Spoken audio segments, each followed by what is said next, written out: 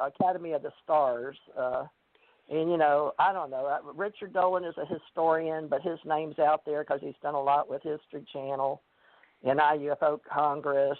And he's been over here to Arkansas. And, you know, there's a Dolores Cannon level and the Rod, the Truth, and the Ascension Age level. There's all levels in the brain side. So you're not into all that Jacques Vallée stuff, folks. Parallel it's worlds. It's not Jacques Vallée. No, he's got a thing that there's a control mechanism in UFOs that are. Listen, I don't want to say what his theory is. He can say what his theory is. I just do not. From what he had to say and what Beckman had to say, I don't have any use for it. All right. Well, he didn't really talk about his theory. The only thing I have to say about Jacques Vallée is both times we met, it was to me unsatisfactory because we couldn't work out any kind of cooperation or anything like that. Now, there's other people that think that, you know, that Brad Sparks and Larry Hatch and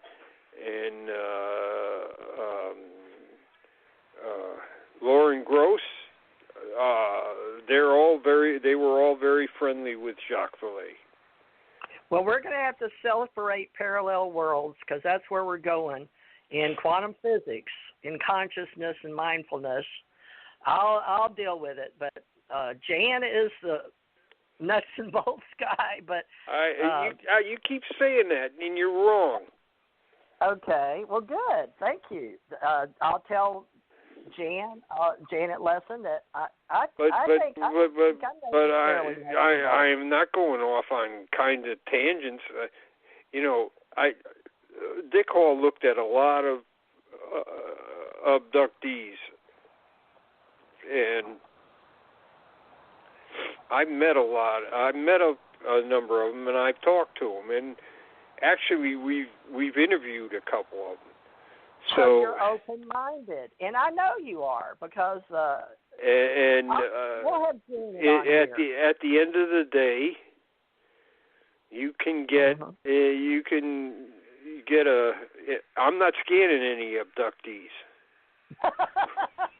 stuff here. I'm not, because some of it is as big as 2 Chicago phone books, but it says nothing in the end. You get nothing out of it. You can read it. You can read through all these investigations and hypnotists and all this other stuff, and at the end you get nothing. Okay. There is no the UFO people, even underneath the whole business, they don't communicate anything. And I've talked to abductees, and they said everything they tell you, if they tell you anything, because some people remember getting told things.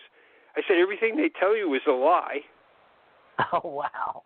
And they agree with me. Yeah, they lie to us. You're right. Okay. Yeah. So now, what does that get you? Now, the reason I don't scan this, I've already talked to this with Rodiger, and we've decided not to do this. There's too much personal information in abductees' files when they get it. They try to go all the way back to when they were a little girl, and when's the first time you wet your pants in school? You know, when you were a little girl. Therapy. They're doing the healing process as part of therapy. No. They're doing this. They think they can find something in their background. That's what it is. And I'm saying this is not healing. This is bullshit. I'm sorry, but that's the way it is.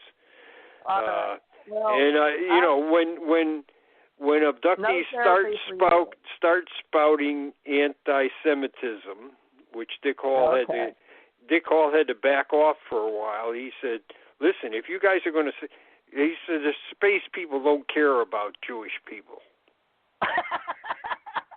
They are not anti-Semitic."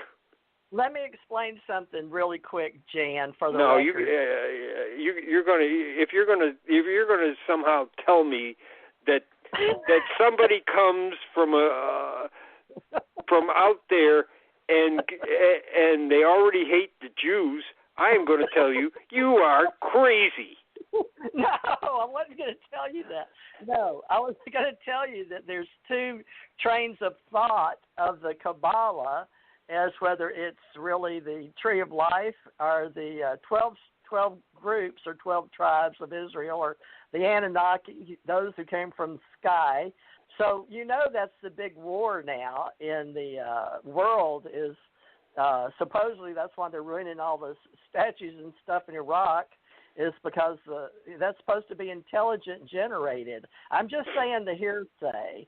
I'm not saying I believe it. That's why they call me and you nuts and bolts, because we only get the facts. We're more scientific logic, but they want the whole story. In other words, the essence of quantum physics. So that's what they're comparing with the dimensions and the it's the many world theory, parallel worlds. So it goes with all that. But no, I'm not. We're not. There's all kind of colors of people on the planet and off planet.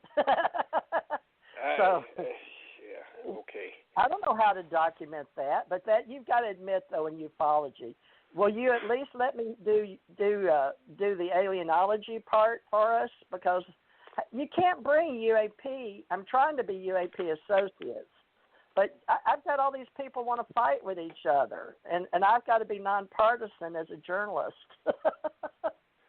Everybody's separating. There's always two sides in the truth, is what people told me. But you tell me how we're going to do this, Jan. You know what I'm saying. I agree with you. You're right about the Semitism stuff, or anti. I mean, you're right. There's not anybody that thinks that. No, as far as ancient aliens go and all that other stuff, I have. Well, I have to there's several people in the group that know most more ancient history than I do, and I love ancient history. I do too. And these people are pre-UFO that are talking about the Anunnaki or whatever the freak they are. This goes back prior to UFOs. Let me tell you, this is a group up in New York City that used to. Everybody thinks that 10,000 BC, the movie, was somehow that's the way things were, and that's a craziest thing. It's a movie. It's Hollywood spin, folks.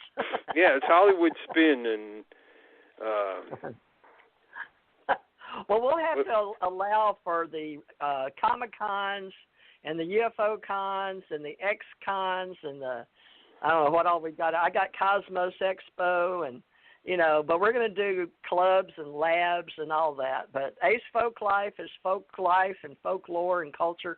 The Smithsonian, when I was doing Appalachia, we were taking people, but they wouldn't let me film them. Now I'm watching a guy that does white underbelly on YouTube, and he was able to get videos of Appalachias, But he's also got some KKK and some prostitutes and people inbred. I don't know how he did it, but he helps a lot of people on the street people too. I forgot his name. He's a photographer, but you'll have to catch him. He's in Patreon. Well, folks, Jan's agreed to come back. Now, I've got him with my UAP-associates, but I'm not letting just anybody in there because I've got too many people fighting in all my social media groups as it is. I can't even get good moderators anymore. They sell me out. Jan, on one of our UFO groups, one girl came in under a false name, and people believed who she was and came in and convinced friends, even Ken Johnston. But Ken told on her, and she turned out not to be the real lady. That wasn't her real name. She called me crazy on the radio show you were on, and I was like, I'm not the crazy one. I'm the one telling the truth. I've got the credentials. Her name was Chant Hannah. That's not even her real name. You've been on her show, that UFO Sunday Report.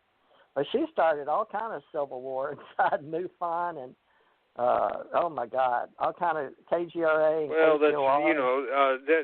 That's the way of this subject. It's full of people that would rather they don't want to cooperate together. No, they're not even using real names, and Facebook's letting them get away with it. So they attack Tommy Hawk's there's so many pseudonyms on Facebook. It's unbelievable. Yep. Well, I hope that we can be real, folks. And Jan Aldrich, as far as I can see, I haven't done a LexisNexis on him, but I didn't see a reason to. So, I can do a deep dive on him, but still no need. He'll tell me whatever I need to know. So Jan's not about hiding behind any false names. You were born with that name, and I was born with Theresa Jeanette Thurmond. That's my legal born birth certificate, American. Now, you are American, right? You have a birth certificate that says Jan Aldrich or Jan some. What's your middle name? Yeah, I do. You have a middle name? Yeah. Did you already tell us? So you want to share that? Lucian. Is Jan your middle name? Yeah. Some people don't have a middle name. Well, what was your first name? My sister doesn't. Was it Gustav or something like that? I forgot. I'll go back and find it. Your first name? Jan. That is your first name? Yeah, it's a variant of John. Okay. Well, Europeans half the people in Europe are named Jan, or they're not named. If they're not named Juan or Eon or a half a dozen other variants, it's John. It's Terry. John. I keep trying to tell my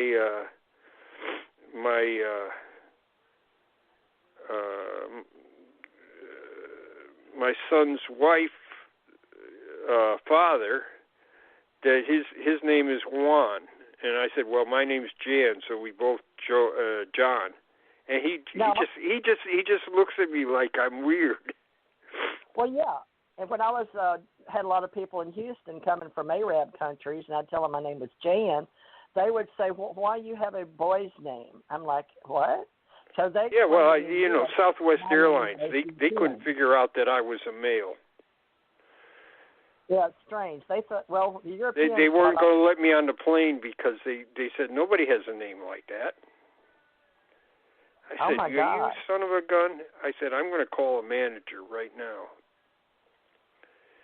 Well, I've used TJ like a man's name because Theresa Jeanette is the name I was born with. But in the military, I went by Terry. But my whole life, I was called Jan. My mother was... if you go into the military, you can be any name you want to. Well, I went by Terry. And that's no, but I'm saying, if you went into the military, you could be any name you wanted to. When you sign up, there's a place. It says, what name do you want to use while you're in the military? Not in 85. You can make up a name. It's called nom de guerre. They wouldn't let us.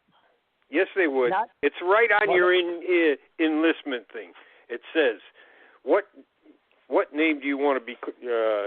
What name do you want to use? And you just put. I didn't know that at the time. I would have used a different name. Well, they were really hardcore on us. No, there's no such thing as hardcore on you. Every enlistment contract has it in there. Well, I have to go back and see because I swear they were just hard look on at it. It's right there. You can make a decision at the time. Of course, most people that come into the Army or the military are young and don't never read that. Well, I didn't notice it till I'd been in the Army for 10 years. I said I could have made up another name for myself. Well, they made me use Thurman TJ on everything, and I'm no, you like I said, it's in your enlistment contract. You probably never read it.